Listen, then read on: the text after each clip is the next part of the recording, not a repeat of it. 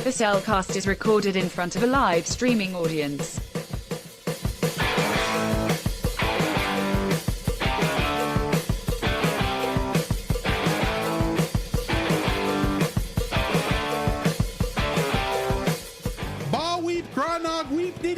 And hello and welcome to another episode of The Cellcast. Joining me today is a man who's got the touch. Welcome, Jacob. Why, thank you. Let me introduce our co-host, a man who just apparently thinks he's in the wrong universe. He thinks he... You broke the script! I was hoping you were going to actually say, I am joined by the man with the power. And I go, what power? I was about to say it, but never mind. Sorry. Yeah, he has the power. Welcome, Drew. I have the power, but this isn't He-Man. Yeah, exactly. If He-Man actually did a really good animated movie, instead of we already did one of his. We already did one of his. Yeah, that's There's true. Another one we probably are going to have to do at some point. I thought we did. We have only done Secret of the Sword. Oh yeah, we didn't do the Christmas special. Oh my gosh! If you had never ever seen that, whoo! Interesting movie. Let's just say that. And Skeletor in that movie is so funny. Yes, but he's not in this one. No, he's not. I don't think. Skeletor's not even in. Well, I'm at the actor. If Oppenheimer, I don't. Yeah, Alan Oppenheimer's not in this. No, Oppenheimer. That was last week. That was last week. Yes. I'll get you, He-Man, with my army of small puppet men. What is? No, what are you saying? No, I was looking at the chat. What is It says ruined. ruined? Oh, You're missing the R up here. R-U-I-N-E-D. I can tell that. You're welcome, Roy. Roy, you confused Jacob. Congratulations. That didn't confuse me because I didn't have all the context. Right. Well, you were busy while he was typing all that. We don't get the full word on here. Yeah. Either way. Certified fresh and spoiler-free. Spoiler-free thoughts. Fourth time watching this film, maybe fifth. Maybe Is of course last time was for during season 1 of the Cellcast. yes. And ironically, the more I think about it, I think this is the show where the Meanwhile at Castle Grayskull came out. Yes, because I was actually listening to it on iTunes or like Apple, whatever the Apple thing is. Yeah, Apple Podcasts. Apple Podcasts. I was listening to it, and it came up right in the middle of the episode. I was like, "What in the world?" And we're talking about Grayskull. I was like, "That's the episode. That's the episode where this came from." I think I edited like the whole thing out to leave it separate. Yes, because we literally were going nowhere with that conversation. That's why. But that was still so funny. That's true. Yeah, that was the last time I watched it. The time before that I watched it was when we saw it in a theater. Mm-hmm. And then I watched it a couple years before that. Mm-hmm. This era of Transformers is before my time. I came in at Beast Wars. Okay. So I appreciate this. Don't get me wrong, but this is entirely different from what I think of as Transformers. Fair. It's good. Don't get me wrong, but it is definitely 80s. Yes, it is. In more ways than I can possibly count. But it's not, doesn't mean it make it a bad thing. No. And it's got a cast of thousands, it seems like. Yes. Based on this cast list I'm currently looking at. Mm-hmm. But yeah. What's your spoiler-free thoughts on this? My spoiler-free thoughts, my history on Transformers the movie. Being a very small child in the 80s, or very little child in the 80s, and watching Transformers, He-Man, Thundercats, what have you, Turtles. And so this came out, and I didn't see it for a couple of years. And my parents bought it or rented it on VHS, and just absolutely loving this thing to death. And there again, this was the edited version of the film. Yes, because the home video version took out the word that made it PG. Yes. Said by Spike Witwicky. Yes, but they AKA the character in the new films played by Shia LaBeouf. No. Exactly. So I've been like, this movie is kind of, it's ingrained in my memory. I have so much nostalgia for it. And I think I bought the 20th edition, 20th anniversary. And then I've watched that over the years. Went and saw it in theaters with this dude for the 30th. And, which, cemented this podcast for going to watch this film. And then like watching it for the 30th anniversary, rewatching it again for this episode. I just absolutely adored this film. Yeah, it has flaws, but it is such a good movie. So on that note, why don't we go ahead and jump into our spoiler-filled thoughts on the Transformers the movie? Yes. The following is a spoiler-filled review for the film The Transformers the movie. Listener discretion is advised. The Transformers the movie was directed by Nelson Shin, who directed apparently some episodes of a television show called Toad Patrol. Toad Patrol. I have never heard of it. He's got a couple other director credits, but this was the only thing I recognize the name of. Maybe besides a Dennis the Menace special, of all things. But I'm assuming it has nothing to do with Battletoads. But I have no idea what Toad Patrol would be otherwise.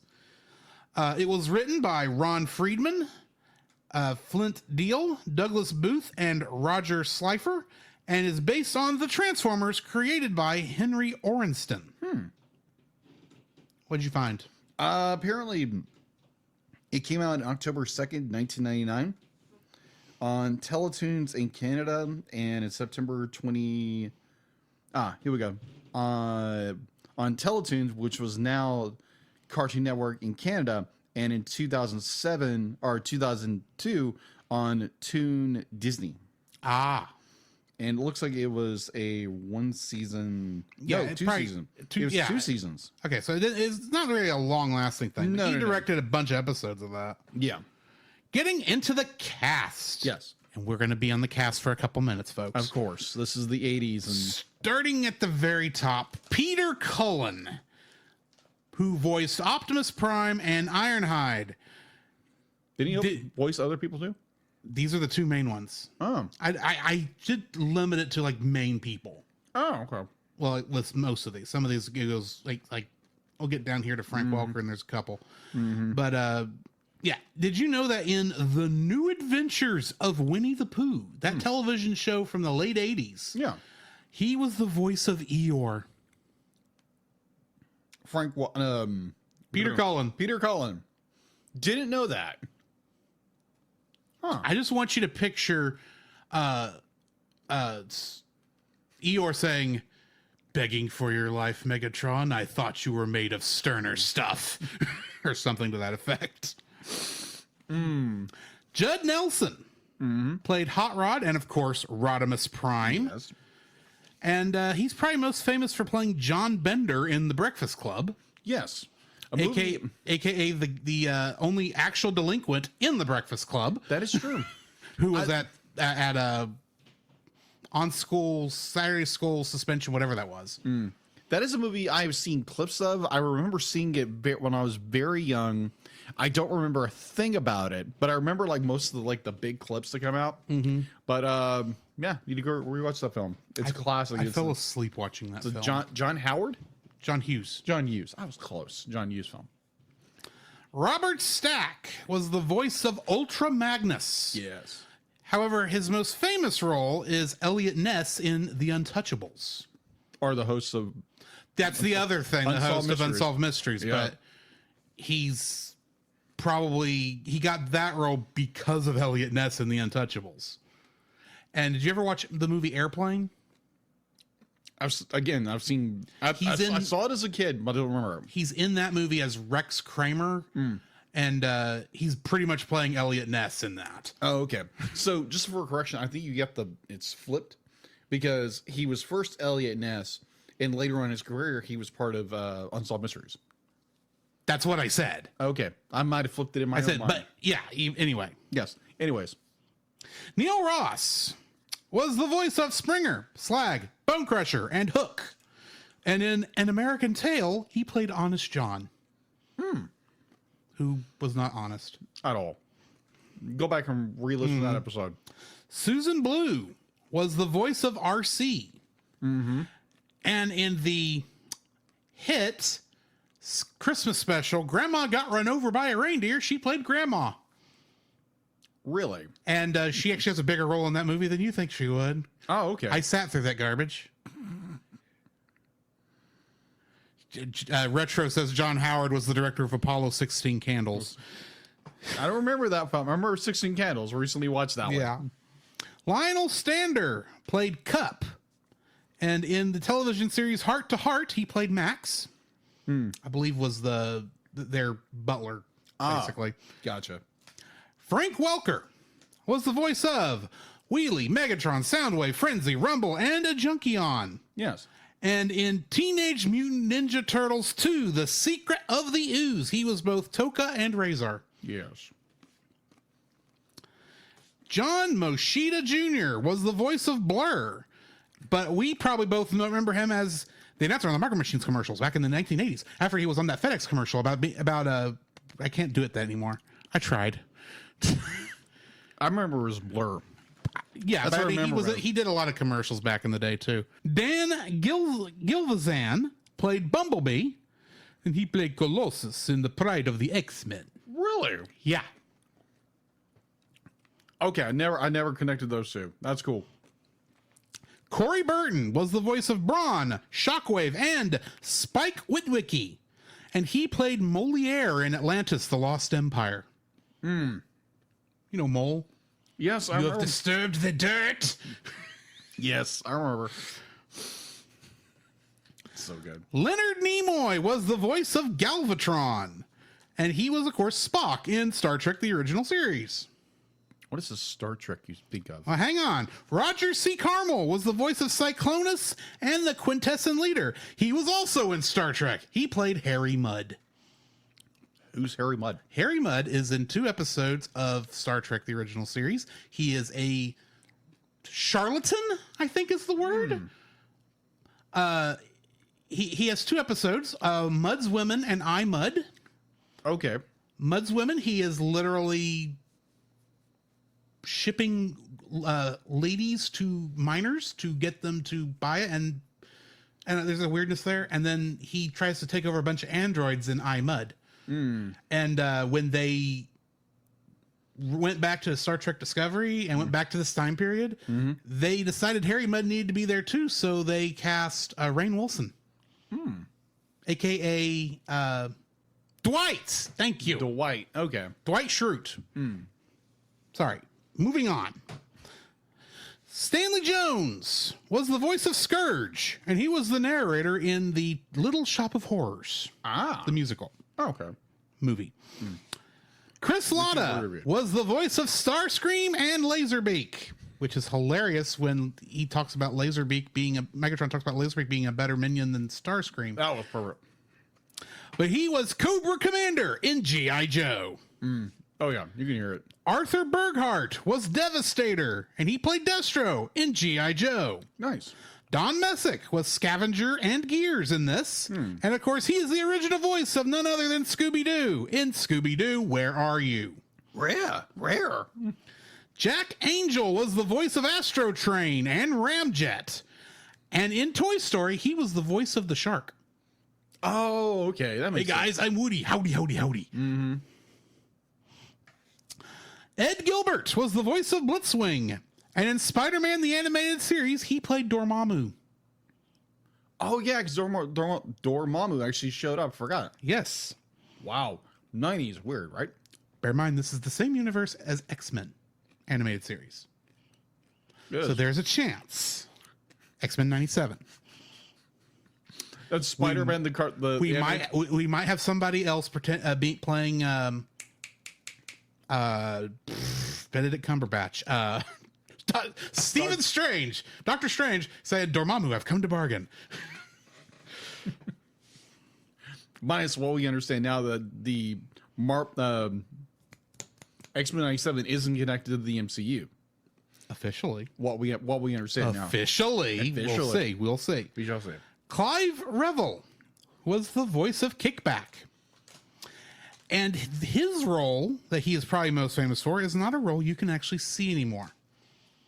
Because the company that owns, the director of, or the owner basically of these films, went and made special editions that changed things and put actors who were in later movies in this role, replacing his secretary and the voice of the Emperor in Star Wars Empire Strikes Back. Oh, he was the voice. He was the original voice of the Emperor. Oh, okay. Lucas! When I saw that, I had to double check. It's like, okay, is that right? Is IMDb wrong? Did they not have Ian McDiarmid in episode 5 originally? Hal Rail was the voice of Shrapnel, and he was Deep Six in G.I. Joe. Orson Welles was the voice of Unicron, and he played Kane in Citizen Kane, the most famous role he's probably had. Regis Cordic was the Quintessent Judge, and in Super Friends, he played Apache Chief. Oh. Eric Idle was the voice of Retgar, and I chose this one just for our good friend Francisco with the Retro Rewind podcast. Too bad he's not hearing this because he had to go to the dentist. He is known for playing Sir Robin in Monty Python and the Holy Grail. You're welcome, Roy. Norman Aiden was the voice of Kranix. And in Back to the Future, he played Lou. I don't know who Lou is. I'm drawing a blank. Literally, it was the only thing in his list that I recognized, at least the name of the movie. Oh, okay. We will probably find out later this year. Probably. Walker Edmiston was the voice of Inferno, and he was a thug guard in The Great Mouse Detective. Lastly, Victor Caroli was the narrator, and he was also the narrator in Transformers Titans Return. Kingdom Hearts connections. Guess how many we have. Oh, wow. That big of a cast. And I will say, I did mention everybody in the Kingdom Hearts connections in the cast list. Okay. Let's go ballpark 6. Hang on. He has to count on people. You were close. Up or down? Down. 5. Yes. Okay. Starting off, we've got Leonard Nimoy, who played Galvatron in this. Oh, gosh. And he was Lord Xehanort in Kingdom Hearts, or 2 of the Kingdom Hearts games before, unfortunately, his passing. Frank Welker, most known in this as Megatron et al. So many others he played. He was also Experiment 226, Sparky. Oh, sorry, 221. 226 is Stitch. Yeah. 626. He's 66. I may have the experiment number. Either way, he played Sparky. Corey Burton, the voice of Spike Witwicky et al. And he was Yensid, Ansem the Wise, Zeus, Dale, Claude Frollo, Captain Hook, Magic Mirror, Sark, the Master Control Program, Santa Claus, Shanyu, the Peddler, the White Rabbit, and the Doorknob in Kingdom Hearts. Good job. He has the most roles. Greg Berger, the voice of Grimlock. He also played Eeyore. In fact, he's the original Eeyore. Say what? Yeah. The original Eeyore from the original... If I got it correct, yeah. Huh. Lastly, because Smash Brothers is a Kingdom Hearts game, Like we've stated. Paul Eating, the voice of Perceptor. As I mentioned earlier, he is Colonel Roy Campbell in Metal Gear Solid, and he reprised that role for Super Smash Bros. Ultimate, technically an archive audio because he recorded his lines way back in Super Smash Bros. Brawl. Ah, okay. So, Cool. that's what I've got in Kingdom Hearts connections in the cast list. What do we have in info and stuff? All right. Info and stuff. IMDb has a 7.2 out of 10. Rotten Tomatoes, a 68% score. You can't stream this movie anywhere, people. Anywhere. Be like, you can rent the stream, but you can't just stream it anywhere. Hasbro, hurry up and fix that. Yeah, come on. Transformers, come on. People love Transformers. You'll make money. Yeah, you'll make a lot of money. It's available on Apple Plus for $2.99 and Vudu for $2.99. So yeah, if you want to go rent them, that's the only two places right now you can get them. Unless I'm going to buy it off Amazon. Let's see. Production was by Sunbow Entertainment, Sunbow Production, Marvel Productions, and Toei Animation. Mm-hmm. Distributed originally by, I'm probably going to butcher this, so I apologize, De Laurentiis Entertainment. De Laurentiis. Thank you. De Laurentiis Entertainment Group. Thank you. De Laurentiis Entertainment The same Group. people who made the 80s King Kong. Yes. Really? Yeah. Huh. Now you know. Let's see. Runtime? I forgot to put the runtime down, but it's... I don't know if it actually says it. It probably doesn't. Now that I'm looking.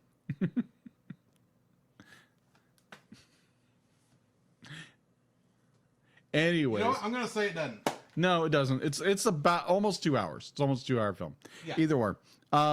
So release date was August 8th, 1986. Box office, its estimated budget was $6 million.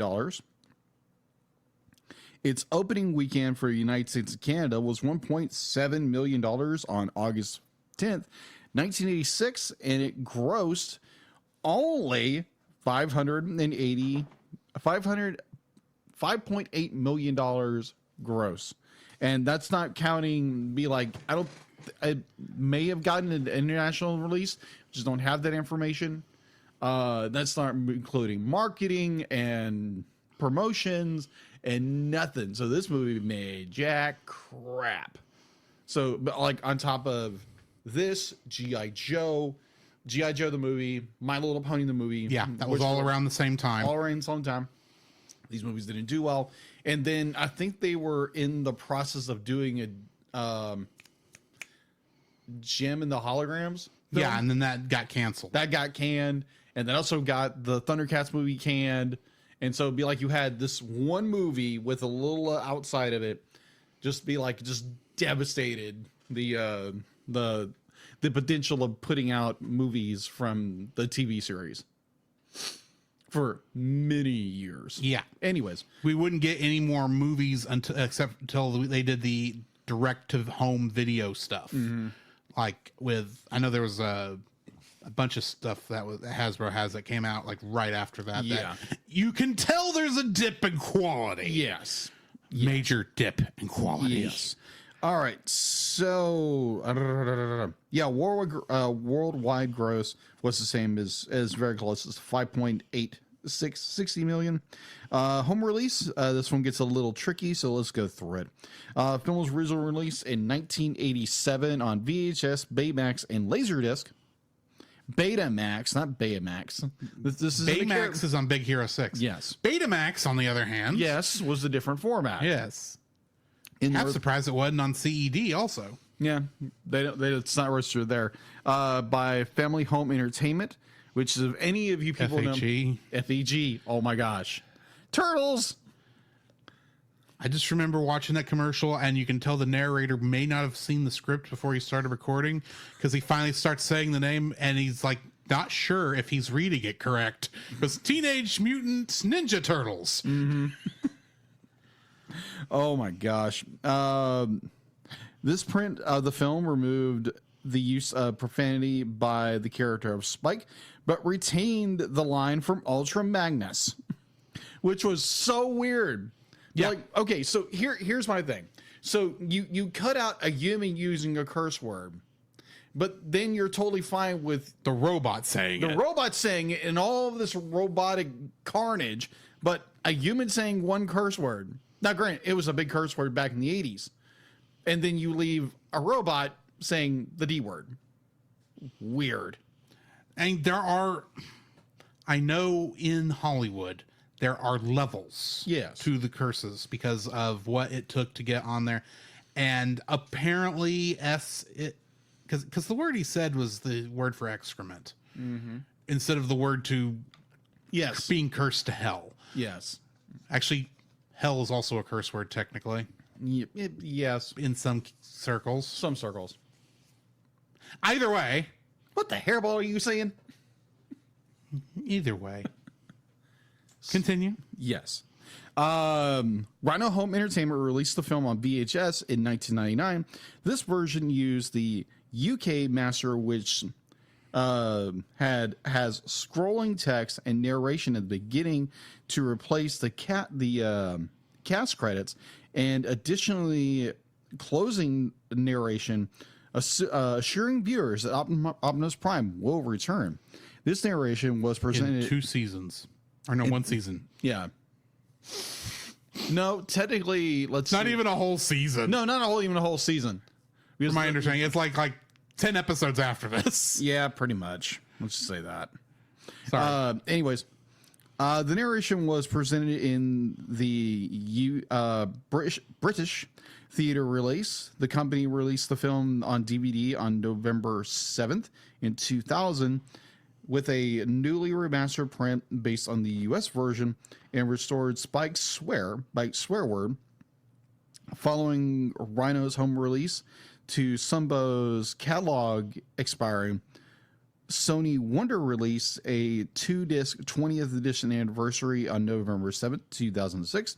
This release featured a brand new widescreen remaster of the film, in addition to the original full screen version.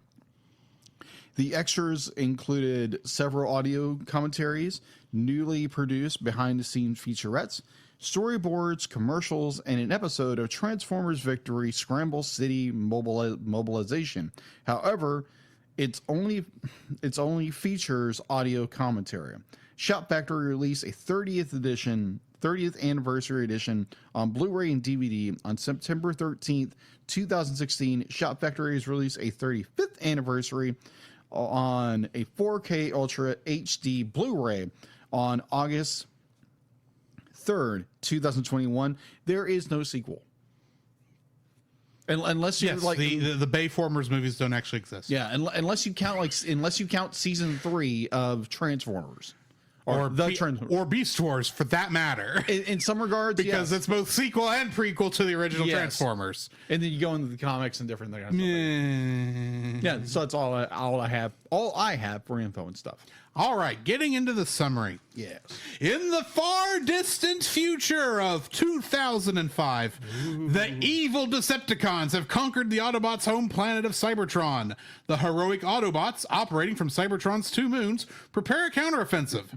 Autobot leader Optimus Prime sends a shuttle to Autobot City on Earth for supplies. However, their plan is discovered by the Decepticons, who kill Ironhide, Prowl, Ratchet, Brawn, and hijack the ship. In Autobot City, Hot Rod, relaxing with Daniel Witwicky, the son of Spike Witwicky, spots the hijacked shuttle and a deadly battle breaks out. Optimus arrives with reinforcements just as the Decepticons are near victory. Optimus defeats many of them and then engages Megatron in brutal combat. You know what? I'm going to reword that. Optimus defeats many of them and engages Megatron in mortal combat, leaving both mortally wounded, forcing the Decepticons to retreat and carry their wounded Decepticons as they get in Astro Train and go to space. Before dying, Optimus attempts to pass the Matrix of Leadership onto Ultra Magnus. Thanks, Hot Rod. Telling him that its power will light the Autobots' darkest hour. It drops from Optimus's hands, however, and is caught by Hot Rod, who then hands it to Ultra Magnus. He's got the touch. To conserve fuel so the Decepticons can make it to Cybertron, they jettison Thundercracker, Skywarp, Shrapnel, Kickback, Bombshell, and of course, Megatron. I still function. What a bet. Who got discarded by his treacherous second-in-command Starscream. Drifting into space, the wounded Decepticons are found by Unicron, a sentient planet who consumes other worlds. Unicron offers Megatron a new body in exchange for destroying the Matrix, which has the power to destroy Unicron. Megatron reluctantly agrees and is remade into Galvatron, while the corpses of the other jettisoned Decepticons are converted into his new troops, Cyclonus, Cyclonus' Armada, Scourge, and the Sweeps, before Unicron gives Galvatron a ship for him. On Cybertron, Galvatron disrupts Starscream's coronation as Decepticon leader and kills him. This is bad comedy. Thank you. Unicron then consumes the moons of Cybertron, including the secret bases with Autobots and Spike. Retaking command of the Decepticons, Galvatron leads his forces to seek out Ultra Magnus at the ruined Autobot city. The surviving Autobots escape in separate shuttles, which are shot down by the Decepticons and crash on different planets. Hot Rod and Cup are taken prisoners by the Quintessence, a clutch of tyrants who hold kangaroo courts and execute prisoners by feeding them to Sharkticons. Hot Rod and Cup learn of Unicron from Kranix, a lone survivor of Lithone? Lithone? Something? A planet devoured by Unicron.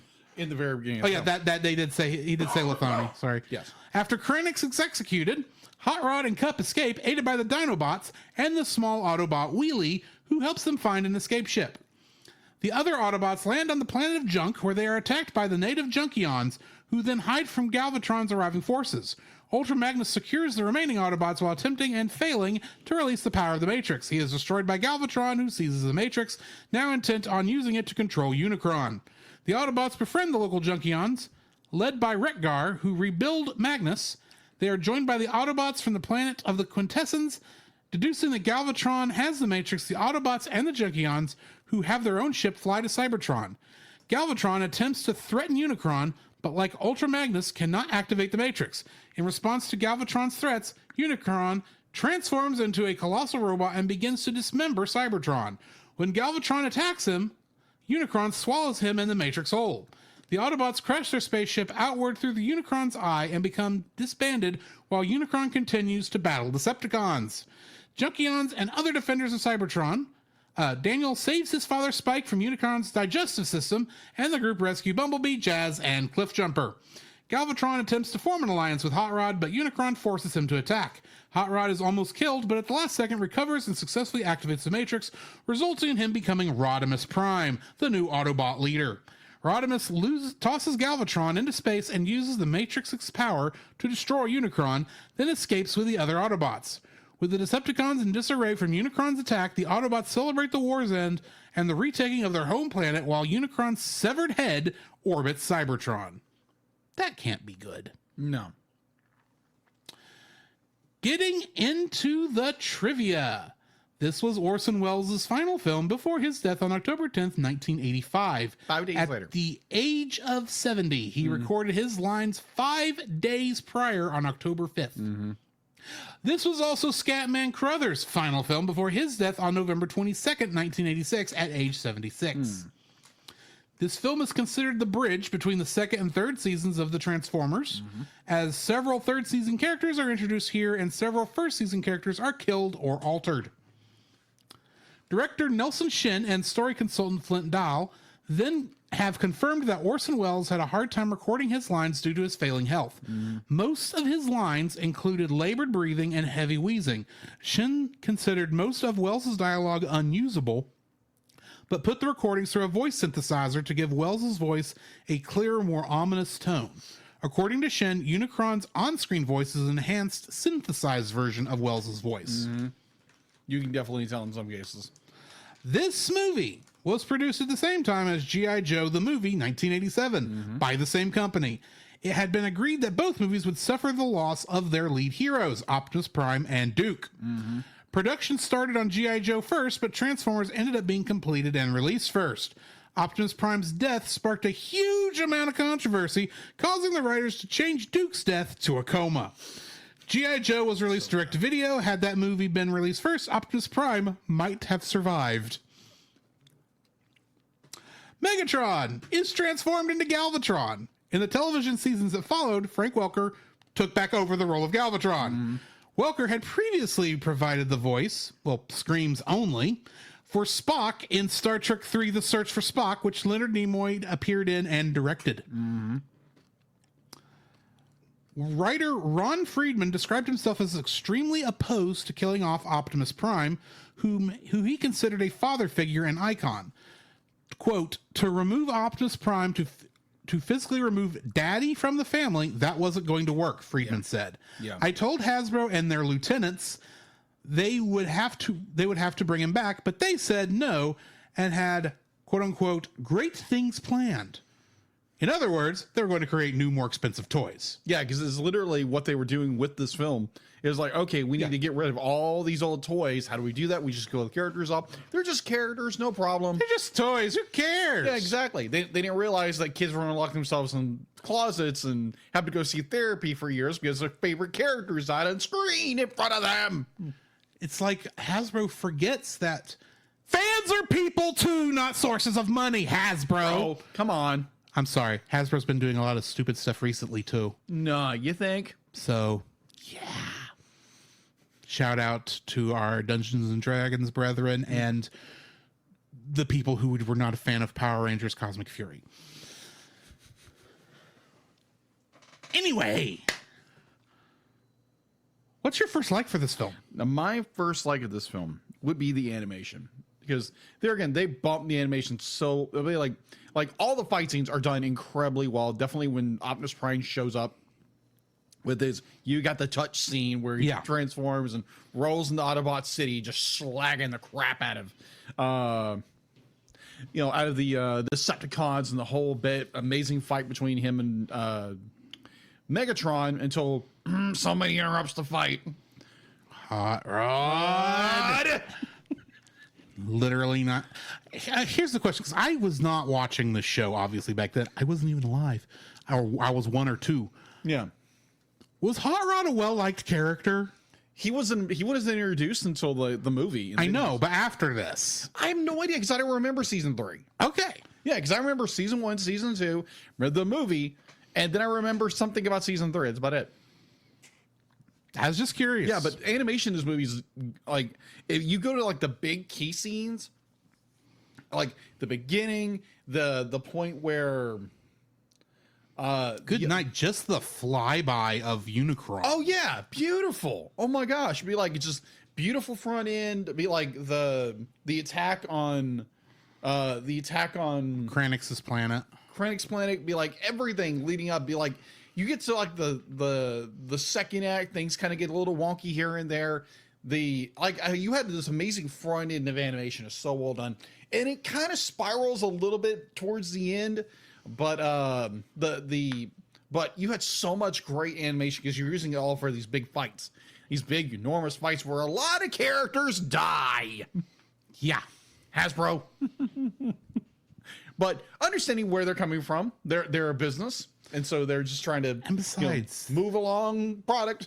And besides, in context of the television show, and everything, they're at war, and as we all know, war never changes. That is true. But oh my gosh, the I'll get that in my second. But this movie, like, beautifully animated, Just like if you've seen G.I. Joe the movie. The opening scene of this movie is beautifully well done. It's very well written, drawn, and animated. Because there again, it was the 80s. No computer generation. It's all hand drawn. Yeah. Which is like, I wish they could go back to that, but you understand, the cost expenses and the whole bit. And plus you have to train the entire generation how to draw something. Or hand draw something. Yeah, I was about to say, they can draw. They can draw very well. It's just, and most of them probably can hand draw, but hand drawing to that amount of is a very exactness to where it's literally the same character frame for frame and not some weird redesign. Yeah, exactly. But this is a beautiful film, very well done. It's got animation flaws all through it, but it's very well done. I enjoyed the animation. And as a little kid, be like, it touched me. It touched my little probably 6-7-year-old soul, and it's just like, wow, this is amazing. So yeah, the animation is good. I'll get to the animation later in my dislikes, but good animation. My first like for this film, is the fact that it does take itself seriously. It does. Let's face it, the concept for this show and movie are absolutely ridiculous. They make less sense than even superhero comic books in a lot of ways. There's don't get me wrong, there's thought put into it, but it takes they had the guts not just to kill Optimus Prime and all the G1, but to do it and give them all pretty decent endings to their story. Yeah, Optimus Prime gets the best one, but he's the main one, and they have to pass on the MacGuffin to Robert Stack. And so that's why he gets the big thing. Of course, he's Optimus Prime. He's the leader of the Autobots, so of course he's going to have the good death, the good death scene. But every single one of them go out defending Cybertron and Earth and being good guys. And the villains that go out like the way they should also. I mean, Starscream dies immediately after becoming the king of Cybertron by Megatron Reborn with the best lines. Says, Megatron, is that you? There's a hint. Boosh. There is not a bad death in this. Oh, agreed. I actually counted. It'd be like Starscream was Emperor for about a minute 15. Yeah. And then he got disintegrated. Which is about right. But I mean, it fits. It's like, yeah, it's sad that they did this. And obviously we know the intention was we want more toys to sell and we can't sell the old ones. So of course we're cleaning the slate because this is all just a toy commercial, right? Exactly. Because that's how Hasbro sees these things. But this movie, like, they went and had the guts to actually treat these characters like they were real and or serious characters, and actually give them all good deaths. If you're gonna have to kill them, at least you give them good deaths. So yeah, this movie takes itself seriously enough, even with all the goofiness in the second half. At least, especially in this first half, though, it takes itself so stinking seriously that I can't help but appreciate it. What's your second like? Mine ties in with exactly what you're talking about. The boldness to actually kill off all these characters. Now, granted, like you said, Hasbro was just, these are products, we need to move them.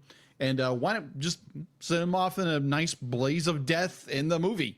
And the way they execute it, I was just looking this up on, where am I looking this up at? Screen Rant. And the one that got me, the one that always got me, how brutal and how like surreal this is, be it like Prowl's death on the shuttle. Be like, it's literally like his, like the smoke coming out of his, like everything. It's just like, it's so vicious, visceral, just characters dying on screen. Just as like, it's, or who's death? I think that's, give me a second. Ironhide's death. It's literally like, what heroic nonsense. Just like candy, just boom. It's like, jeez. I remember watching as a kid. It's like, oh my gosh, he killed all these characters off. And then it just keeps coming and coming and coming. It's again, they're trying to sell toys, but it's just like, jeez, this was in theaters. I think I would have had to gone to therapy for that. And I think some kids did. And they thought it being PG, they thought they needed the curse word to make it PG. Yeah. Oh my gosh.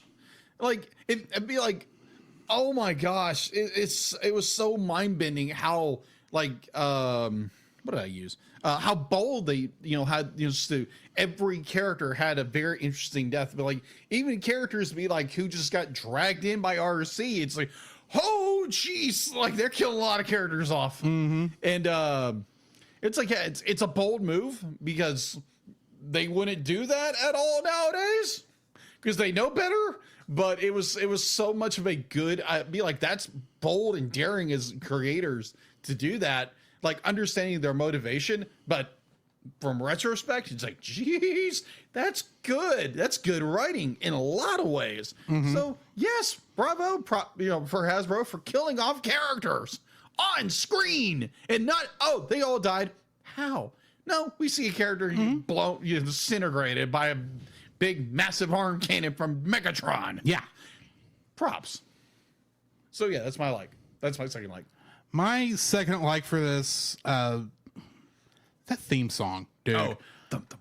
Yes, it is the Transformers theme song extended. Lion. Yeah, Lion. By Lion. It's almost actually an entirely original song that just happens to cram in the original theme song for like 5 seconds in the middle of it. But And so 80s music beyond. Oh yeah, but it is such a this is a great song just to listen to in the car on your way somewhere. Agreed. It's just a cool, fun theme song. It's one of the better. It's okay. So there's like I can think of like 3 or 4 different movies that had the flying through space with the credits kind of flying at you thing. I think are mainly 2.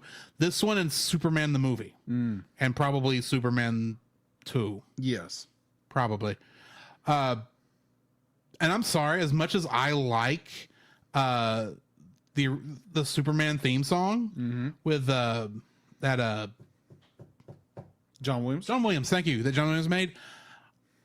This is a whole lot better version. It's just so rocking to go through as you're flying through all these big impressive names. You're going, these people are in this movie.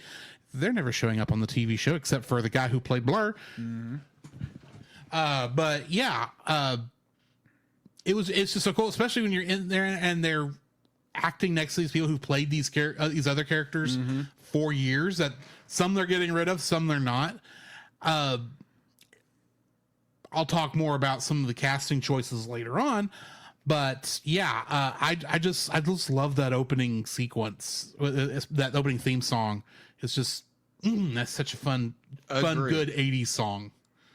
Agreed. What's your third like? My third like in this film would actually be Orson Welles' performance. Like the fact that like the man was was literally on his deathbed. Yes, literally goes in and does his film. He liked the script.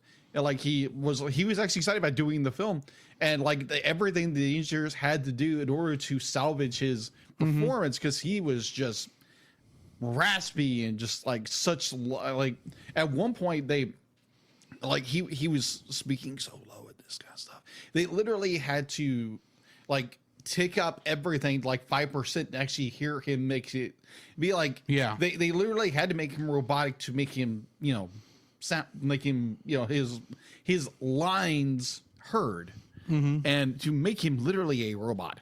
And I love this performance. And once I realized, like, as a kid, it's like, okay, that's an interesting voice. And then you realize, well, oh, it's Orson Welles. Oh, he died like 5 days later after this performance. And I think he told his biographer, and it's like, yeah, remember I did that thing where I'd be like, it's like, yeah, be like, I played a robot that ate things and the yada yada. Didn't quite remember at that point. Didn't quite anything. Be like, thought it was weird, and it's like, yeah, this was his last performance, and it's like just the iconic performance of Orson Welles as Unicron, and definitely be like towards him, be like, it's just like, I am infinity, something like that, and he blows up. But it's like, yeah, that's just such an iconic moment, iconic voice to voice a villain, and get Orson Welles to do it. And yeah, I thought it was like, wow, you got Orson Welles to do this. And it was his last performance ever. Job, kudos. Yeah, so it's Orson Welles. That's my third. My third like for this is the comedy. This is bad comedy, but it's so good. Oh, agreed. As much as it takes itself seriously, like I said, when it makes sense to be comedic, it does it, and it does it well. There's some elements where maybe not so much, but there's a lot of them where it is actually really, really good. Agreed. Pretty much anything with the Dinobots is, well, it's decent. It's not great, but it's decent. I mean, all the stuff with Blur was funny to me. Of course, Starscream's death scene is perfect. It is hilarious. Oh yeah, and great. Oh, his coronation up to that point is great too. Yeah, where they keep playing these horns that's interrupting him getting the crown. He just destroys the horns. And even the part before that where he's where they're letting out the dead weight so the Astrotron can make it back to Cybertron. It pays me to do this. Yeah, I was like, oh, y'all had a fun time doing this. Oh yeah, in there, I can tell. So I wanted to chime in when you said about the Dinobots. So in the original Dinobots, be like Grimlock was played more like serious in season 2, but like he wasn't really a comedic character. Yeah. In the movie, they made him more comedic and a little less intelligent. And so moving forward, he was always, a bit more comedic and a little less intelligent. But in season 2, when he met up, it's like, yeah, he didn't mess with Dinobot. You still don't mess with him. No, exactly. But he have fun. yes, he has fun. Anyways, continue. Me, Grimlock, love hearing Cup stories. Tell me about the whatever the thing was. Yeah, whatever that is. The Petrolean aliens or whatever. The Petrolians. That's what they called them. The Petrolians. Petrolians, go figure. It's like, It was okay, the so 80s, people. those are gas powered. Then I take it. Yes. Not electrically powered. Well, energetically powered. Energetically powered. But yeah, Still kind of yeah. a gasoline fuel. So yeah, the comedy in this is definitely my third like. It's just there's by the time you get to Optimus's death, the movie is so down at that point. That the rest of it being kind of you're coming back up like the rest of the film, to the fun level. So the point where you finally get that fight against Unicron, you have no idea if our characters are going to win going into this because it's a big freaking robot. And they're so small that they crash into his eye, and they're having to run around inside him. And Hot Rod, of course, gets lost again. Of course, more opinions on Hot Rod in a minute. Yeah, but yeah, it's just even in those moments, it's like when they have a good point for comedy, they do, and I appreciate that. Agreed. So, what's your first dislike? My first dislike is. There again, I love the animation, but there's so many errors in this movie, like so many animation errors. But like I think Drew said at one point during our last review, if you want to go back and listen to that from season 1, go ahead. Yeah, that's actually by that point our audio quality was normal. Yeah, a little bit. It's a little fuzzy here and there, but it's I would take that back. Be like our audio. I think our audio is so much better than it was. It is now. At the time, that was when it stabilized. Yeah, it did stabilize. Do we? Because at that point, I had switched to Old Bessie. Yes, that is true. And having that same setup over and over again, because I almost never disconnected anything, even though I was moving everything over to your apartment. Yes, it just kind of stayed regular. Now it doesn't even move. That is true. Anyway, but. So I remember because I was re-listening to the episode to do this review, which is listening to your own self 5 years ago. It's weird. So you mentioned at one point, and I remember too, because in the 20th anniversary, there's actually a frame that's out of sync at one point. Yeah, and there's so many animation errors for this. It's like that thing. It's like that in the 35th also. Oh yeah, okay. It's just part of the film. Yeah, that's true. It was messed up when they did it. Yeah. So yeah, it's not like the Swan Princess where the frame literally drops out of frame. Yeah, no, and you see the light board. This is like they threw in an extra frame where it wasn't supposed to be, and it's during the Sharkticons. Oh, it's during the attack of the Sharkticons. Yeah. Or when Cup and Hot Rod are getting attacked by the Sharkticons. Yes. Right before the blender scene. Ah. So the scene I think of also is the scene where Spike's son, what's his name? Daniel. Yeah. Yeah, Daniel's I wanted to say Brandon, but that's not it. No. Daniel's trying to close the hatch on the incinerator, let's just call it. Or whatever, the lava, whatever it's called. Yes. Because you see all these Autobots. The digestive juices. There we go. That's just be like you see these Autobots come across the railing, and like they're supposed to fall in, but they just disappear. Yeah, completely. Like you see frame, boop, disappear. Frame, disappear. Mm-hmm. It's like, what happened? Because you get this great shot where one of them actually falls in, and you just see them melt. I'm like, that's frightening, but amazing. But 8 frames before that, character comes up, disappears. And like there again, when they're in Unicron's head, in his body, oh my gosh, so many little errors everywhere. Now, Graham, it's hand-drawn animation. You're gonna make errors. Yeah, and it's classic cell camera techniques too. Yeah, exactly. So some physical person had to load each one of those pictures into the camera And it's possible, it's very easy Oh, yeah. for them to put the wrong one in, have it upside down. You know, you know how it is when you're getting in a hurry on stuff. Yeah, been there. Crap happens. Been there. But yeah, it's just like you have your classic animation errors throughout this entire film.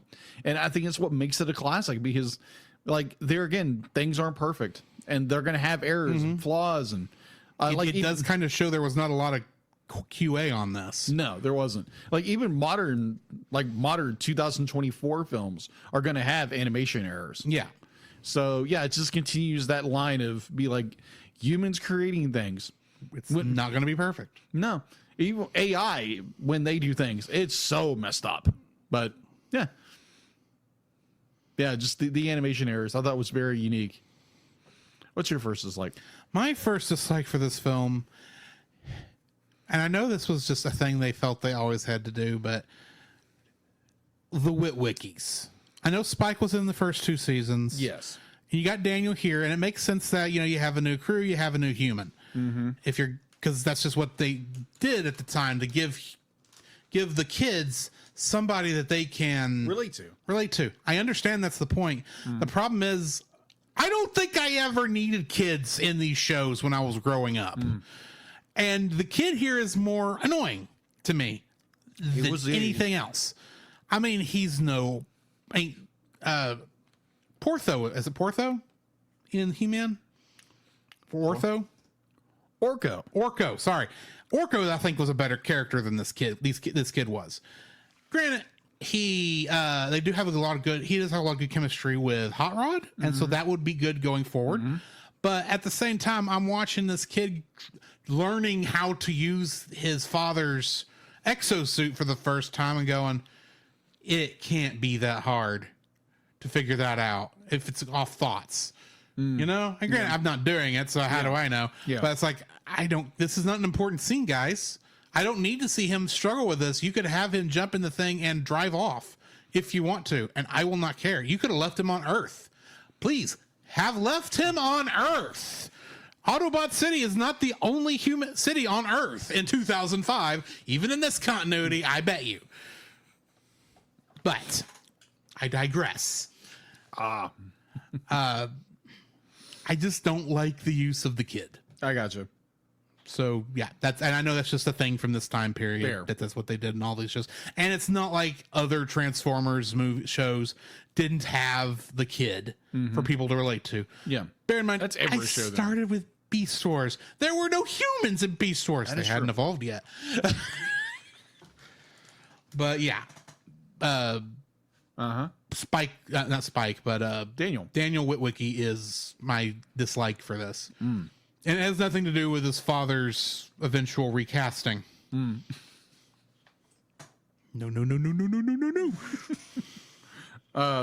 My second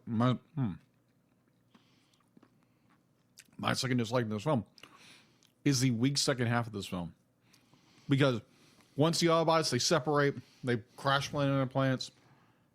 Like, yes, you get little bits of information here and there, but to me, it's more like, okay, let's pad the time of this film. Let's have our characters separate because it makes it interesting. But Cup and Hot Rod land on this planet, literally nothing happens. Be like, yeah, you find they do find out about Unicron. They do find out about Unicron. I agree. Be like, yeah, they could. It's interesting, but at the same time, there's so much, just a little bit of, we're trying to fill time with a story here.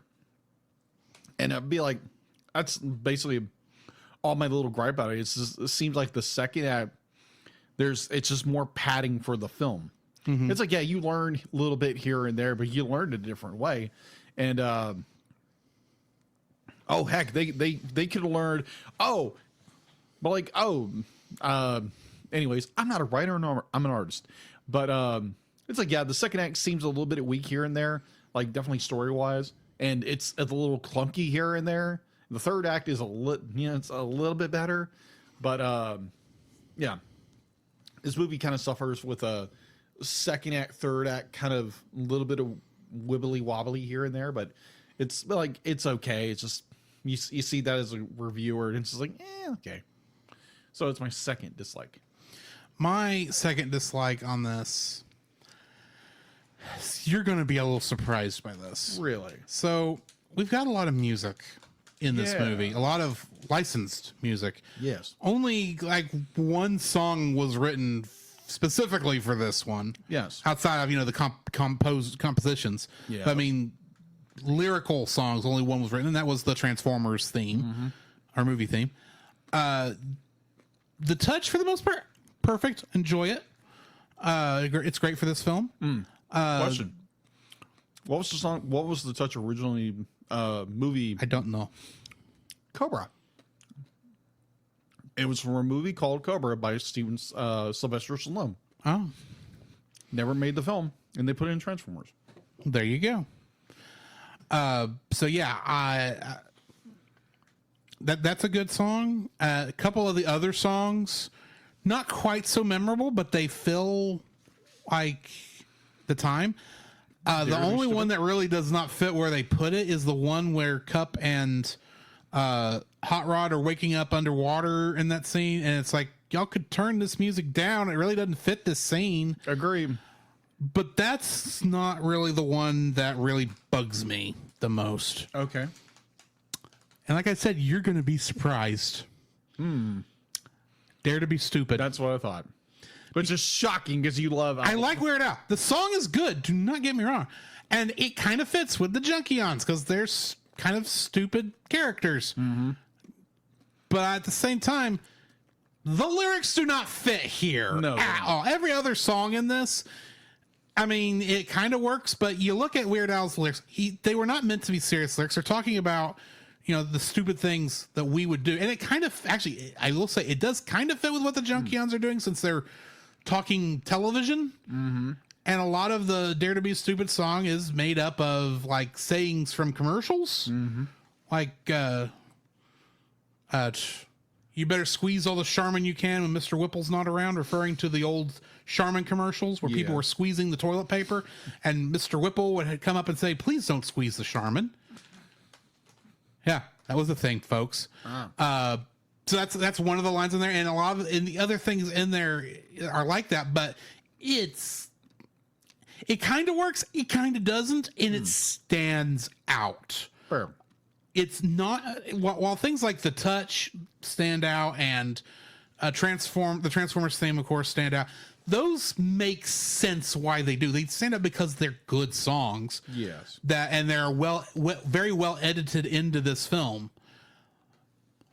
And Dare to Be Stupid is not necessarily a bad song, and it does kind of make sense, but also this is not the kind of movie a Weird Al song really should be appearing in. Fair. I guess is really what it comes down to. It works and it doesn't work, and I think it just stands out and badly for me in this. So. Fair. What's your third dislike? There again, this is a nitpick. Like talking nitpick, because I think we even mentioned in our previous review of this movie. Logic be darned. No, Movie. yes. So the scene in question is when the Decepticons attack the shuttle going to Earth. They're in space, blow a hole inside the shuttle, and knowing physics and knowing there's no gravity in space. But you talk about actually there is gravity, but not the kind, not what you're thinking. Yeah, not the kind of. It's not. It's zero. It's not like dropping in. There is gravity and it's holding everything together, but relative to what we're used to, it is weak. Yeah, agree. So and anyway, sorry. Yeah. So if you were taking logic and what did I have? I just physics into example. Be like, they blew a hole inside this shuttle. Everybody should have been sucked out of that shuttle. They weren't. It's cartoon logic.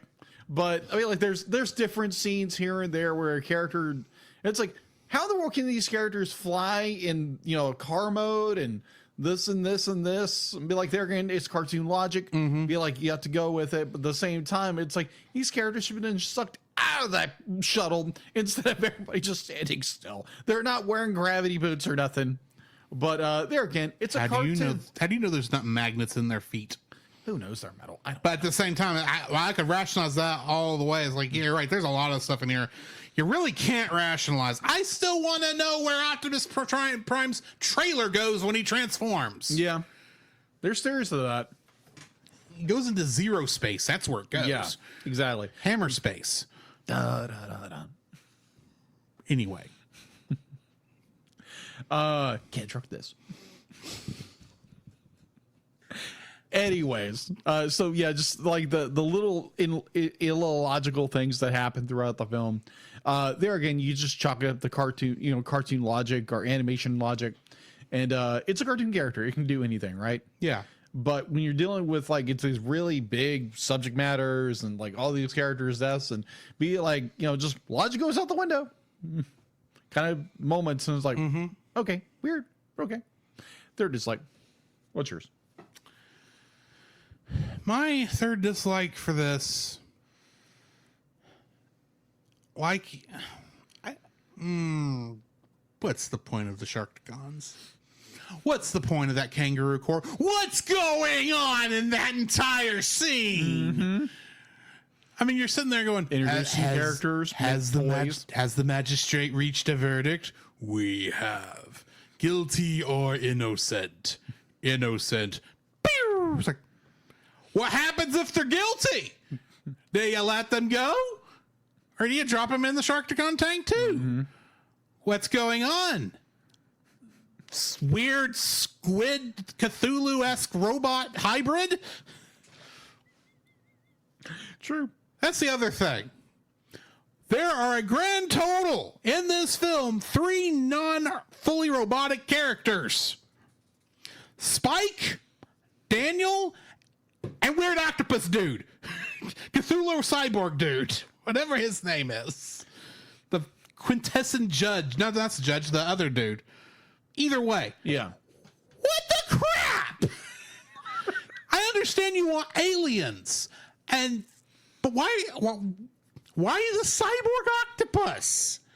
And why is he the only other semi-biological life form in this film? Even the fish in this movie, Well, robotic. Not the ones on Earth, but the fish on that planet with the Sharkticons, are robotic.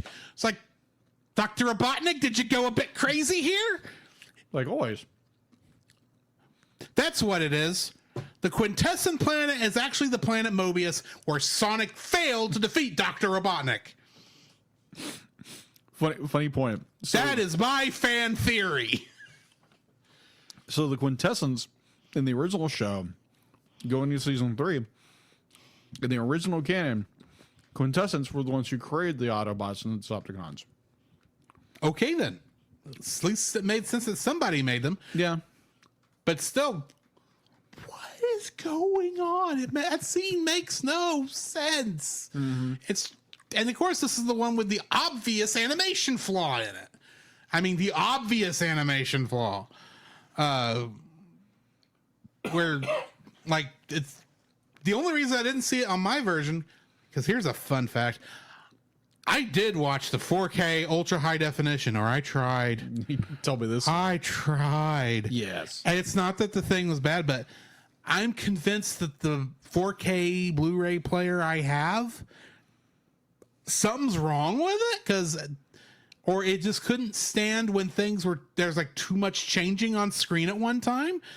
I don't know what, but it's like I had to stop the film, take out the 4K Blu-ray, put in the regular Blu-ray, which was the TV version, and watch that version to finish the movie. And that's just kind of annoying. But yeah, I guess what it comes down to is the weird cartoon logic. It had to have inherited somewhat from the show. And remind me, this is technically based on a Japanese toy. Yes. Originally. Yeah, Takara. That they readapted. Yeah. And then they adapted and they bought the transformed. toys off of Japan, off the Japanese company, and redid everything. Yes. And then had Toei animate it. But yeah, that's my third dislike for this is the weird logic it inherited from its source material. You were, since you went back and listened to the show, to our original episode, Yes. have our scores that we originally rated this. Yes. Do we want to say them now or wait till after we have actually rated this again? Let's wait until after. Okay, what are you rating the film then? I want to hear yours first.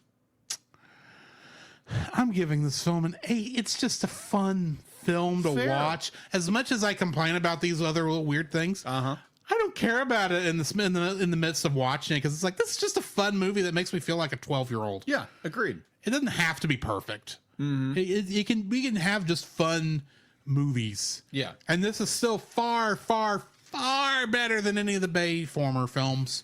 You're not kidding. What are you rating it? I'm actually going to give it a 9. Because they're gonna, like I said in the first review, like actually going back and hearing yourself is a little bit weird.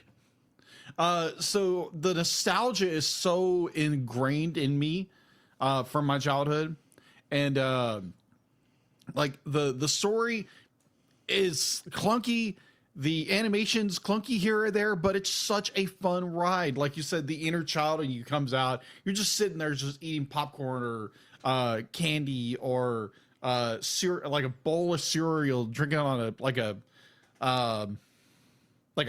or something like that. I can't With a think. bowl of cereal. Yes. Okay. Yeah. Just something came up. I don't know. Stuff you did as a kid, right? You snuck orange soda to eat with breakfast because you were probably out of orange juice. Yeah. Or Coca-Cola might be his. No. I would have had orange soda because it's morning. That's true. That's true. Anyways, so it'd be like it draws you If we back. had any. Yeah, it draws you back into your childhood, and now, granted, be like people that like younger people I know would be like, I have no idea what this is. Well, go give it a shot. Go enjoy something that was there before you're a child, before you were born, and I got to tell you a story later, but we'll get that later. So this was a fun ride. I'm giving it a 9. Now going back? I have no idea what I rated this. Yeah, I know it's in like in the upper half because. Yes. But what do you think it was? I'm gonna guess I had it the same 8.5. Nope. You gave it a 7. Oh, okay. I gave it a 7. I can actually see this because I had the theory at that time, and I kind of still do, that there's nothing. A 7 is not a bad film. It's just it's an okay film. It's good. It's decent. Yeah. There's nothing wrong with a 7 film. Yes, agreed.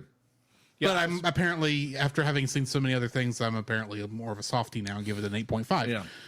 I've seen the bad. I've seen Bad movie month? I've seen Leo the Lion. I know how bad it can get. This is gold in comparison. You're not kidding. Yeah, I gave it a 7 as well. Kind of pointing out the little nitpicks here and there, but be like, if you just let the movie go and just let the visuals just flow over you and just have fun with it. Now, granted, if you have more contextual contact with the original show, be like, it's gonna be a little more enjoyable and it'll maybe a little more heartbreaking for like me as when I was a kid. Because oh my gosh, Optimus' death was like, oh my gosh, they killed him. Or the one like Hot Rod, not Hot Rod, but Ironhide's death, and all these other characters. And it's like, oh my god, it's ripped my little heart out.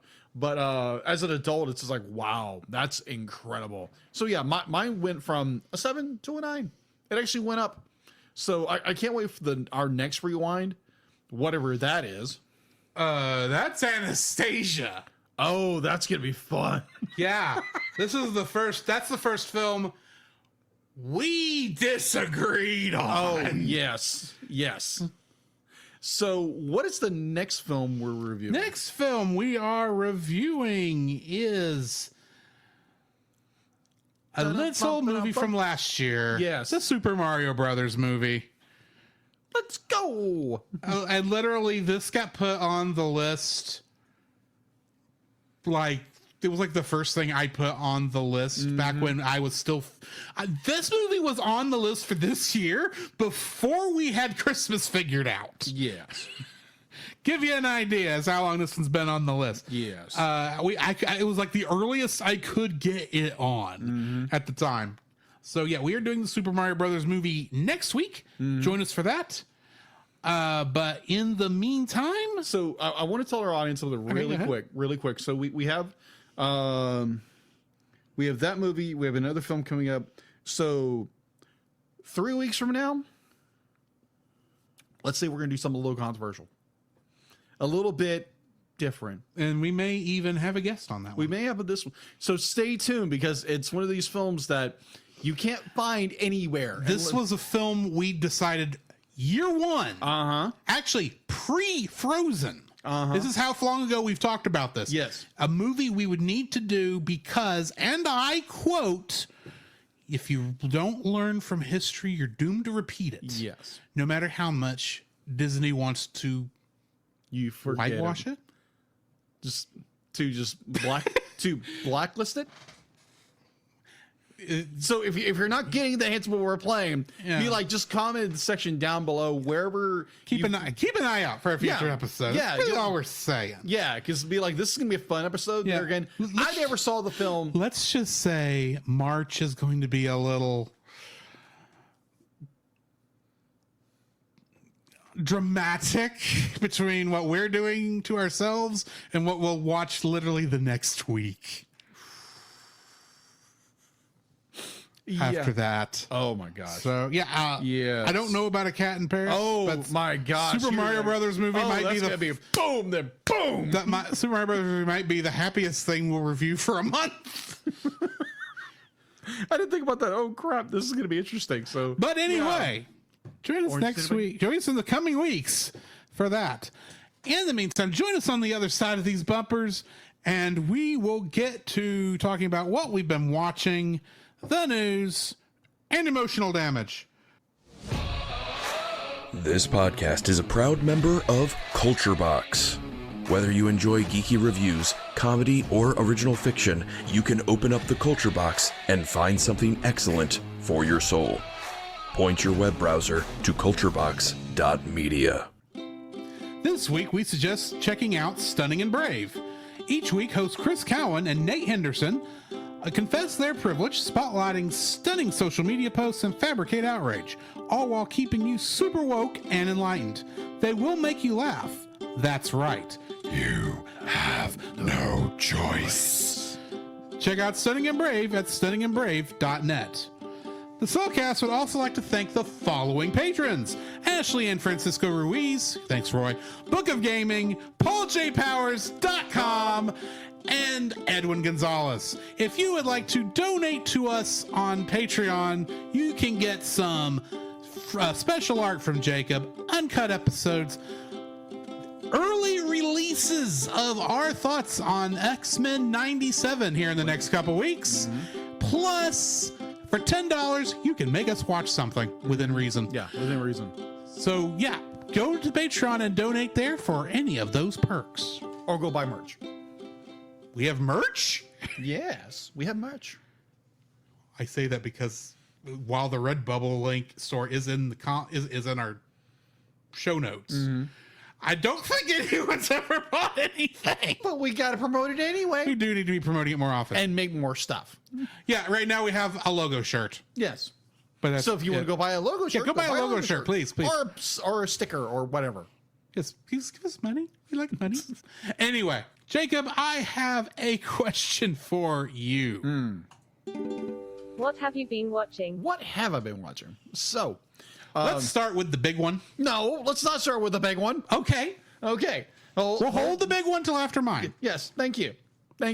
So, I watched a few documentaries this week. I watched one that it was on my Netflix feed. I was like, "Ooh, that sounds interesting." It's the Greatest Night of Pop. It's on Netflix. It is the creation of the song "We Are the World" that came out in the 1980s, and it's a documentary on how this song came about. Because if you don't know, because this was 1986, I believe, same year as our feature film came out. There was a famine going on in Africa, and there was a lot of people who were concerned about it, didn't know what to do about it. So you had the great late Quincy Jones, who was a producer back in the day. who was the producer of Michael Jackson and the whole bit. Granted, this was the 80s, people. So, like him, Michael Jackson, and a bunch of other people were trying to figure out what they could do, and they started be like, we need to get these people and these people and these people. So for one night after the AMAs, the American Music Awards, came out, Lionel Richie was also involved. If you don't know who Lionel Richie is, go look his music up. He's pretty good. So they, Jackson, Lionel, and I think it was one other person wrote "We Are the World," and then got all this big talent from like who were a part of the AMAs at that night to come over to a studio at 10 o'clock at night to record and rehearse this song, because they recorded it in one night. This is the 2000s, people. This is 1980s, where everything had to be laid down on tape. And you couldn't record it from remotely. This isn't, pandemic era. You had to be in a studio. And this is a bunch of the big stars from the 1980s where you have all these big egos. Prince was, the artist, Prince. Formerly known as Prince. Yeah. At the time he was Prince. Was supposed to show up. He never did. I don't know. Maybe some rival Michael Jackson. I don't know. There was one point where they're trying to figure out the song, and then I can't remember. But you had Grace, Willie Nelson was there, and Kenny Rogers, and at one point, I can't remember his name, but you had a guy a big country artist. I can't remember his name. I'll think of it in a second. But he actually leaves in the middle of the rehearsal because but whoever. But all of these are great moments you have where Stevie Wonder and Ray Charles they're talking and they're like, hey man, I've got to go to the bathroom. So literally, I think it's Ray Charles leads Stevie Wonder out of the room.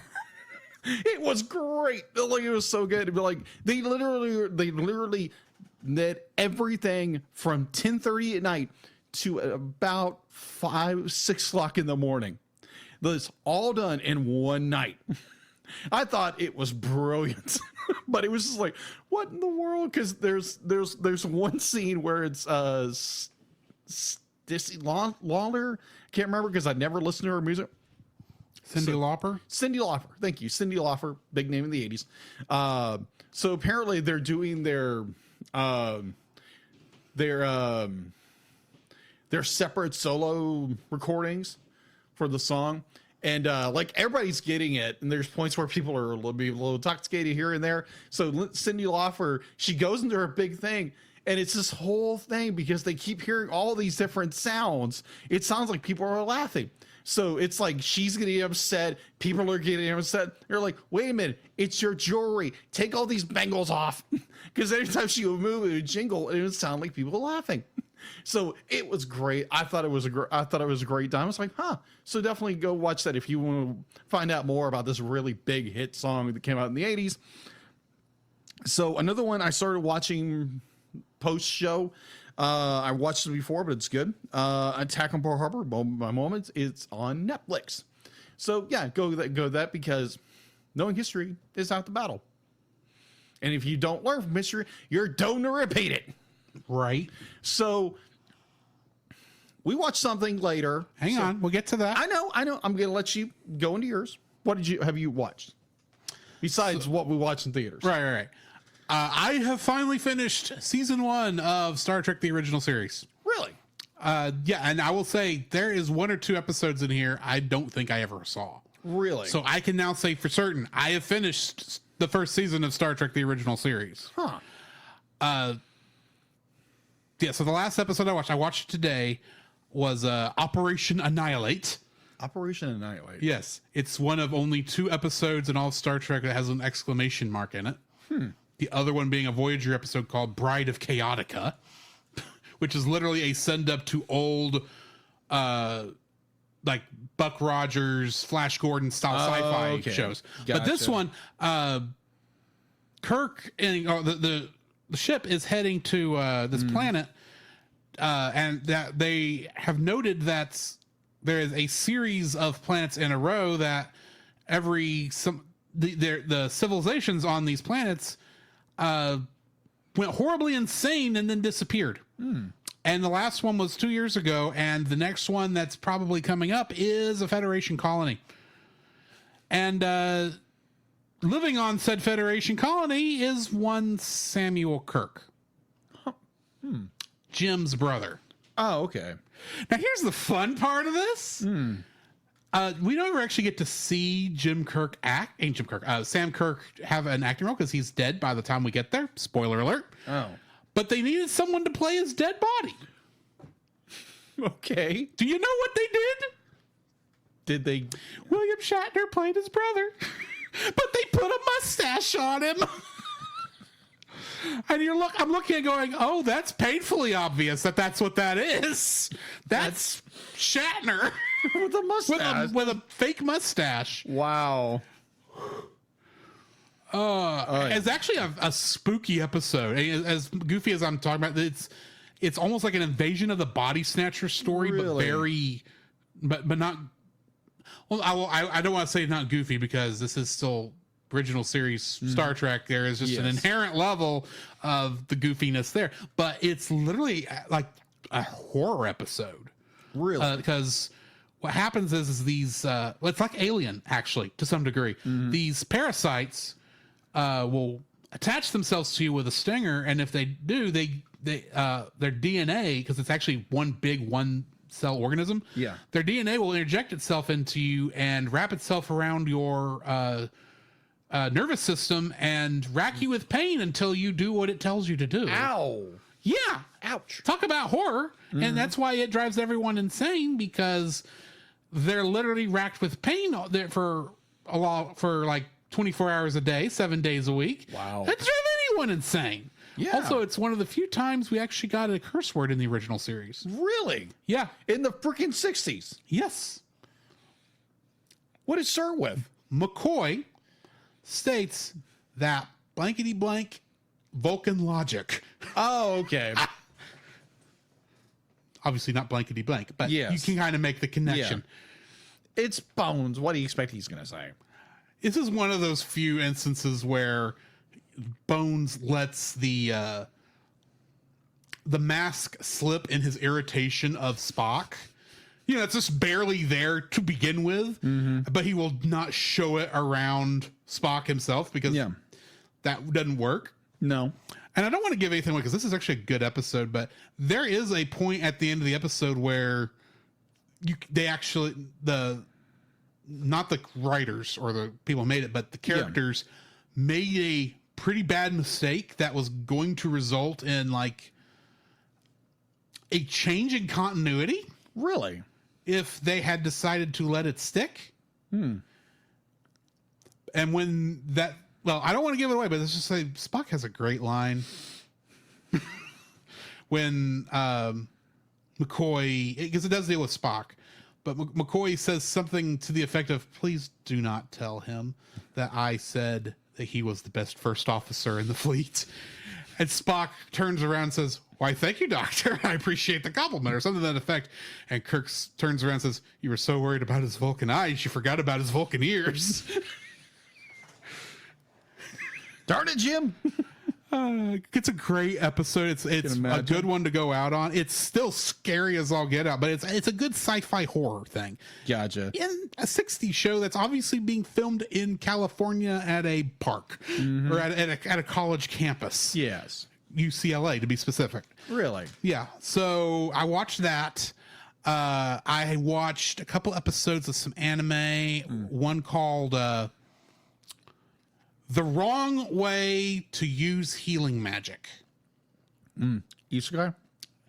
Yeah, actually it is the isekai. You can tell because of the long name. But this kid has healing magic when he comes to this world, and instead of his friends who got pampered, who only had like lightning magic and whatever the other one was, I don't remember, or light magic. One had lightning, the other had light. Our character has healing. His friends got pampered pretty much. Yeah. Trained, obviously, to fight. Yeah. And use their magic because they all got to go fight the Dark Lord at some time. our hero gets put through basic training, basically. Ah. No, actually, let's be more specific. Do you remember how Piccolo trained Gohan at the age of 4? Oh, yeah, Dragon brutally. Ball Z. Brutally, yes. Same methods. Oh, crap. And to some degree, this kid gets a bit of Stockholm syndrome in a way, because he starts liking the people who are pretty much doing this to him. Oh, wow. I mean, they have his best. They have his best, will at heart. What's the word? I'm looking for? Intentions? Best intentions. They literally know they have to do this if he's going to survive, because he's got healing magic. Mm-hmm. The way what they're calling the wrong way to use healing magic is not necessarily the wrong way. It's just not what most people will do. They train him to work his body so hard that he naturally heals himself and then keeps going. Oh. Literally, the Saiyan training. Whatever doesn't kill you makes you stronger. Wow. I was sitting there watching going, you have some reading material to do.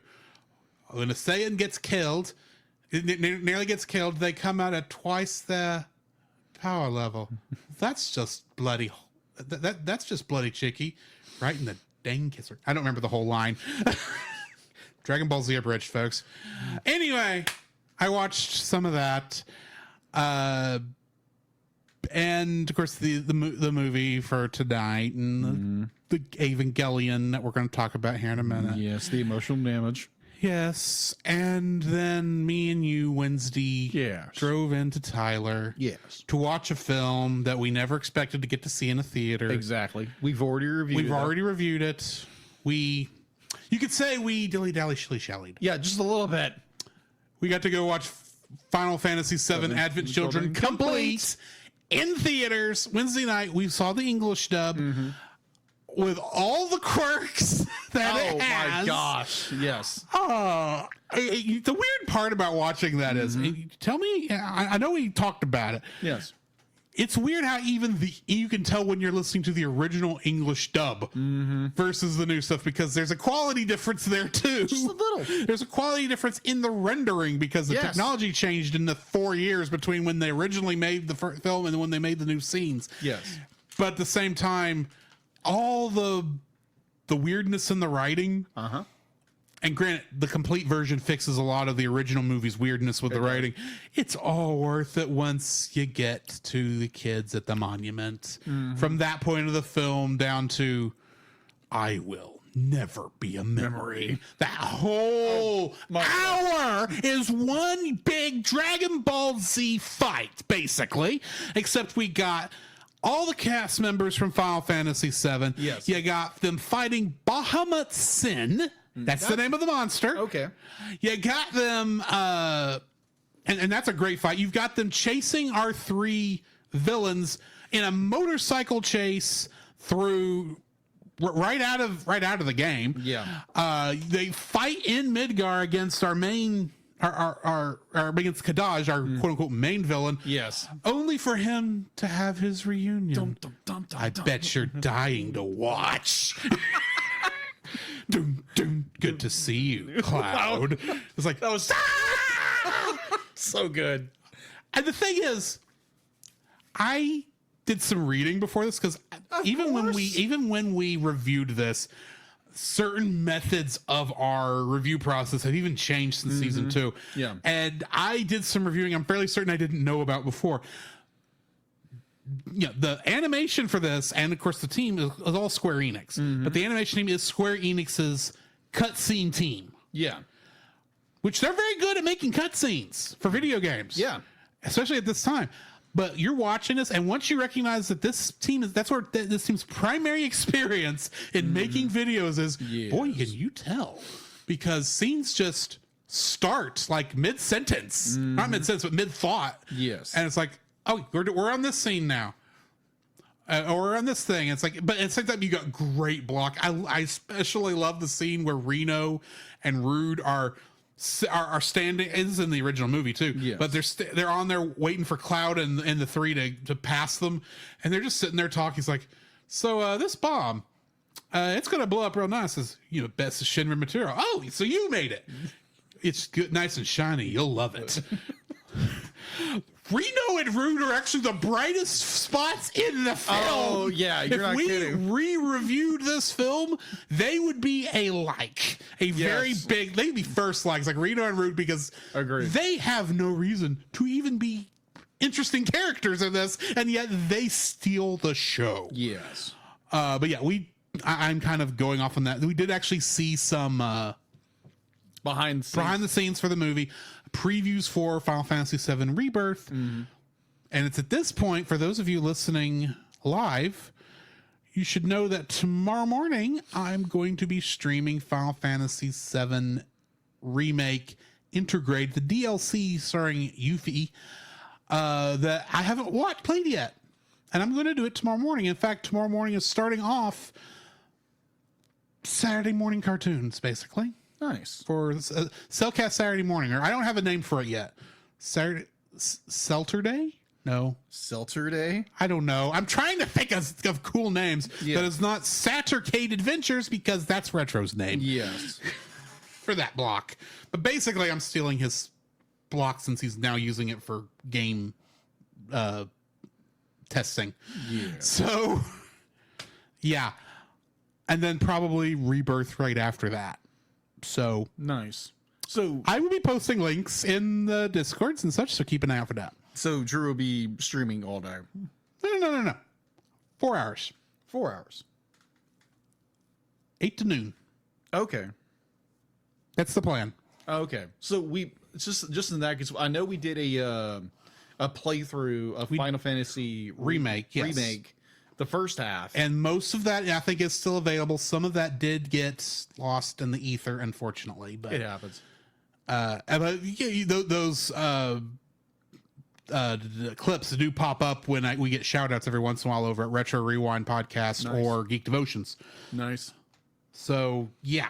So we might be like Drew plays while I make commentary about things that it's like, oh, that's cool. What in the world's going on here? Yeah, if Jacob can make it. Yeah. I'm going to do it whether Jacob's here or not. If he's here, great. We'll have conversations while things are going on. Yeah, exactly. Jacob may not know what's going on because he missed. Drew will happily explain it. He missed three chapters while I was going through it. Sure. Because it's only like a 40-hour game. Yeah. But it happens. Either way, join us for that coming up.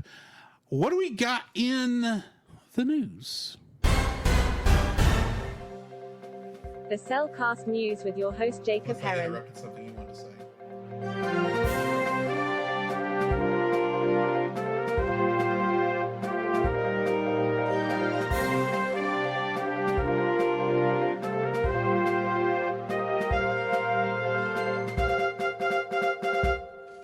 Why think you deal it? And we have the news is nothing. I couldn't find a thing.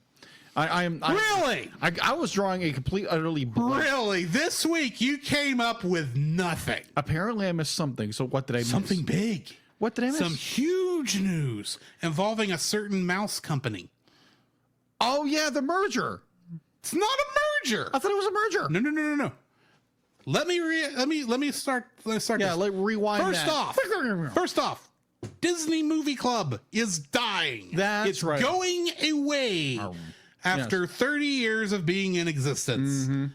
And most of the people who are on it, to my understanding, kind of saw this coming because there hadn't been any new releases come out on the thing in like a couple months. Yeah. So, shame there. But more than likely, the reason that the Disney Movie Club is going away is because Disney is outsourcing all of their home video production to Sony. It's weird. This is the realm of weird that we are in right now, but that does mean a couple interesting things. That means Spider-Man movies can probably be introduced with Marvel as a box set if they ever decided to. Mm-hmm. This means for the first time, at least in the distribution arm of things, since Jim Henson sold the Muppets to Disney, all the Muppet movies will at least be made in the same factory. That's true. And Drew's happy about that. I would like to see a collection of every movie on Blu-ray, please. And he'll buy it. I will buy it. And then he'll force me to watch all of them. Dude, you only have to watch 1, 2, 3 more movies of the Muppets. Fine. And you've already seen one of them. Yes.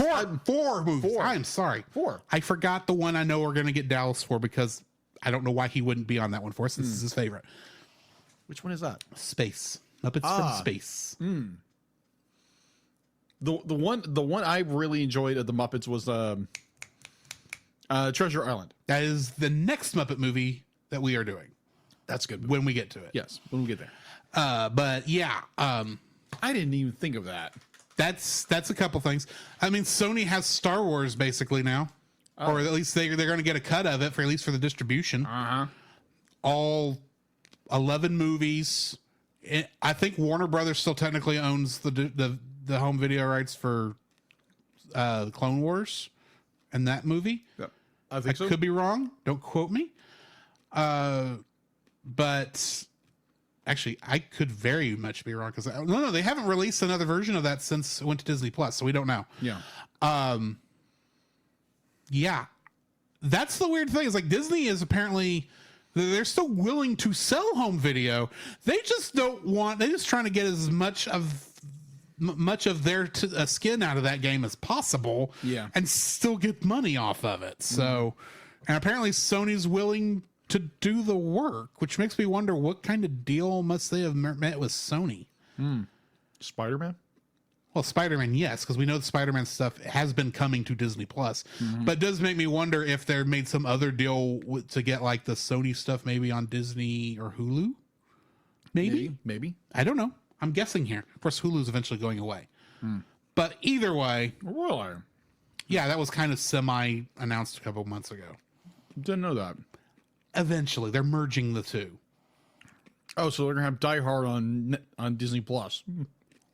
Deadpool 1 and 2 are on there. Daredevil, the Netflix Daredevil movies shows on there. True. It's not like it's out of the. It would be too out of the That's true. strangeness, whatever the word is they're looking for. Alien films. Hey, that is your new Disney princess. Your queen, whatever. I heard that, but that was so funny. Either way, I think that's all we've got in the news. So it's time for some emotional damage with some Evangelion.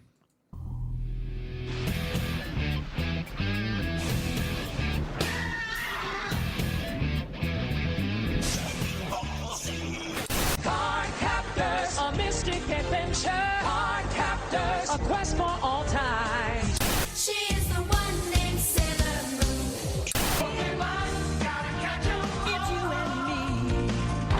I know it's my destiny. Pokemon. It's time to duel! Digimon, digital monsters, Digimon are the champions. Yayo, yayo, yayo. Ho, ho, set sail for One Piece. Yo, Shinji, get in the robot! Your dad loves you, get in the robot! The cockpit's too small for a grown-up. Kick some butt in your robot!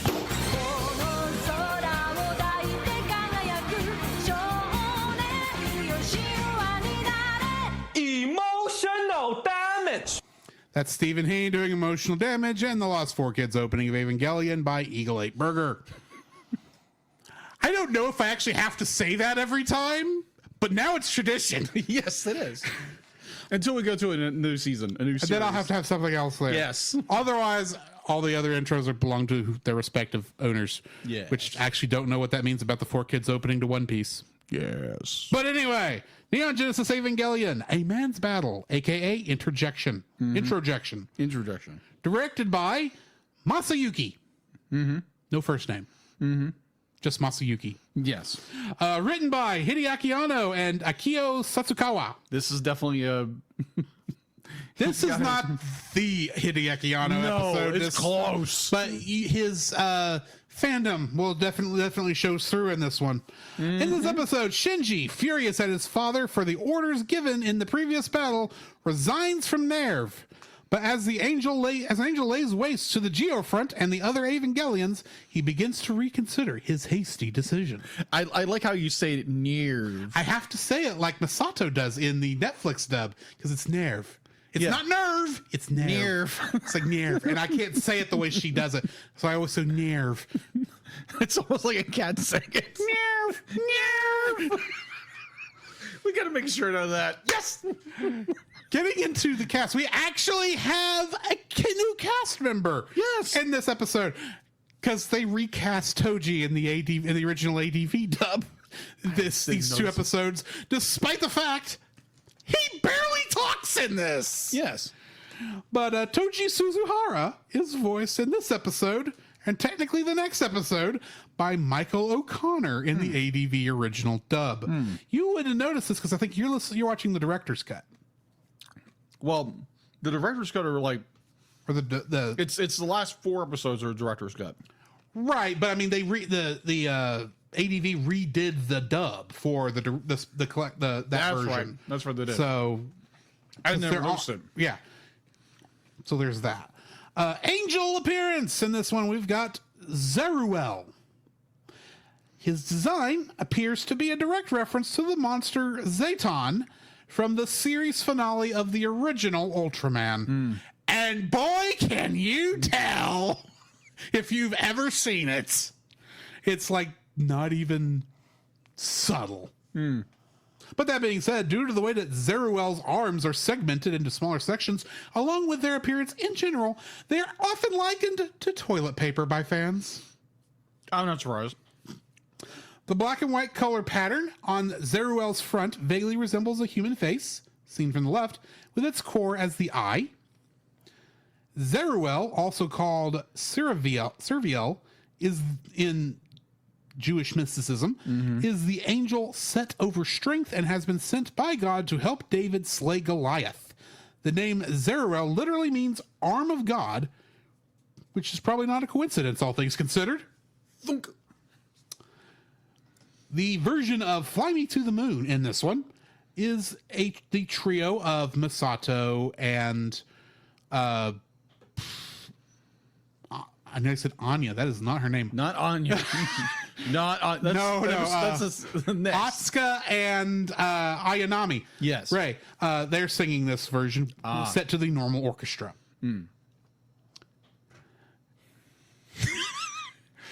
Now I'm just imagining Anya running around Evangelion in a giant peanut Evangelion.